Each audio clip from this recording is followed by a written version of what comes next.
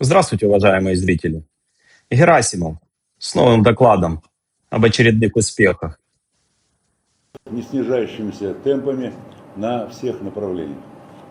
До восточных окраин Славянска осталось 4 километра. Шел пятый год войны. От Славянска до границы России 100 километров. Во Вторую мировую за это время уже война закончилась. А эти то Славянск, то Малую Токмачку никак взять не могут. Боль утраты, понятно, ничем не перебить, но тем не менее он этого заслужил. Память о нем в городе всегда будет сохранена. Она будет не только о нем, а о всех героях, которые уходят на защиту нашей Родины. Поэтому в торжественной обстановке я, наверное, маме вручу на долгую память. И все, что от нас зависит в части помощи, поддержки, вы всегда можете на нас рассчитывать, всегда к нам обращаться. И мы всегда рядом с вами. Спасибо. От души поздравляю за сына. Вам большое спасибо. В торжественной обстановке поздравили с потерей сына. Вот это я понимаю. Движуха знатная. Прошу поддержать канал подпиской. Поставьте лайк, комментарий. Ну а дальше будет интересней. Спасибо. Европа атакует. Огромный гейский лазер прямо с неба ударил по Красногорску. Теперь все там будут геи поголовно. Ужас. Стою на заправке. Ситуация, я вам скажу, критическая. Это Москва. Я не знаю, что там за МКАДом. Боюсь представить, что... Понимаете? Если в Москве стоит, ну, есть Москва и вся остальная Россия, то, что за МКАДом, это остальное. Давайте посмотрим, а что там за МКАДом? вообще там происходит. В этом городе нету бензина, нету света, вообще ничего не работает. Я просто, честно сказать, даже не понимаю, как здесь жить, как работать, как двигаться. Одну закрыли АЗС, вторую закрыли АЗС. А людям-то как жить, как двигаться, я вот не понимаю просто. Махачкала, Дагестан. Смотрите дальше. Второй день топливного Каспийск. кризиса в Дагестане заставил всех водителей припарковать свои автомобили. А скоро 1 сентября, школы, университеты. Как дети будут ездить на учебу, непонятно. На Ну а я велосипедах. на своем железном велосипеде. Вот так вот. Тишина и спокойствие. Дороги пустые, никто не выезжает на автомобиле. Вот так вот. Автомобилисты, вы где? Где ваши автомобили? Никто не ездит. Пустой город, ребята. Фу, кошмар. Да, вот так вот бывает, когда топлива нету. Какое число у нас сегодня? 27 августа, время 7:30. Все пусто, никого нет. О, один едет на газу. Брат, на газу едешь? Не слышит. Вот это я понимаю. Дебезификация. Новая цель Владимира Владимировича. Операция. Все хорошо, все идет по плану. Ну вот центр Бежецка. Вот это вот дом Тыранова, это достопримечательность. Действительно, архитектура очень необычная для Тверской области.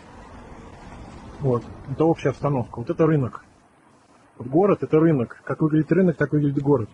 Как... На минуточку. Бежецк – это в Тверской области всего лишь 300 километров от Москвы.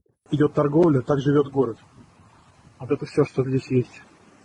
Фактически город убит, на мой взгляд. Могут сказать, что он всегда был сильный, но за 25-30 лет сколько можно было туда вложить денег, чтобы здесь было привлекательное место. Ничего, конечно, сделано не было. Почему? Война стоит дорого. Дроны, ракеты. За 25 лет то, что Россия нажила, уже все на лесопосадки потратила. Это результат. Вот такой печальный. Малая Токмачка стоит дорогого. Это прошедшего огромного времени. Расточение безделия. Вот. А историческая архитектура, вот она пребывает вот в таком состоянии, причем сплошь.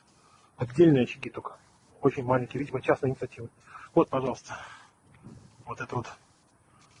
Как у нас относятся к предкам. Какие у нас патриоты. Они держат исторический город вот в таком состоянии.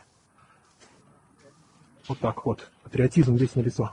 За что бы вы похвалили президента? За его заботу о населении. Я, например, как пенсионер, я очень это хорошо ощущаю. А какого размера у вас пенсия? У меня минимальная, но это связано с тем, что моя трудовая деятельность попала на период переходный нашей страны. Менялись законодательства, все, и наши недобросовестные работодатели от нас в свое время. А так, я считаю, неплохо. Цифру назвать сможете? 17. Такого хватает, чтобы комфортно жить? Нет, комфортно нет, но экономить считаем, а мы привыкли по жизни считать. Мы люди из СССР, так что закаленные.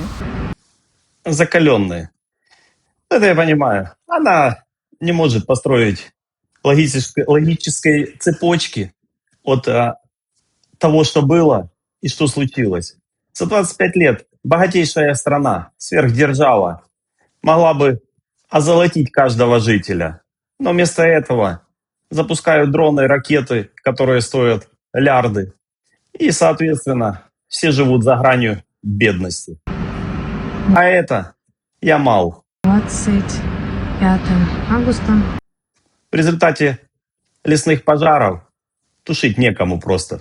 Все пошли на заработки. Однодневные миллионеры. Я думала, что уже хуже не будет, чем было. Оказалось, я ошиблась. Я просто не понимаю, почему об этой катастрофе все молчат. СМИ, вы где? Почему нигде нет информации об этой катастрофе? Че он так расстраивается, кричит? На самом деле в СМИ все хорошо. По телевизору показывают, что все отлично. На фронте хорошо, экономика растет, урожаи собираются. Все по плану. Просто смотрите, как гибнет наш урожай, как гусеница его съедает со всех сторон. Вы просто посмотрите на этот подсолнечник. Гибнет гектары нашего урожая. Ну что, народ, Новороссийск пшеницу так и не принимает, а пошлину на пшеницу подняли уже в 3-й раз за месяц. Была 326 рублей, потом 721, и вот с 26 августа 1012 рублей становится. Это рост почти втрое за 2 недели. При этом экспорт в августе упал до минимума с 2010 года, всего 1,8 миллиона тонн. Хотя ожидали хотя бы 3. Причина – проблема с портами на Черном море, цена на юге падает, нагрузка на экспортера растет, а фермер как минимум уже в 2 раза потерял. Экономическое, путинское диво. Что делать будем? Ну что, поздравляем россиян.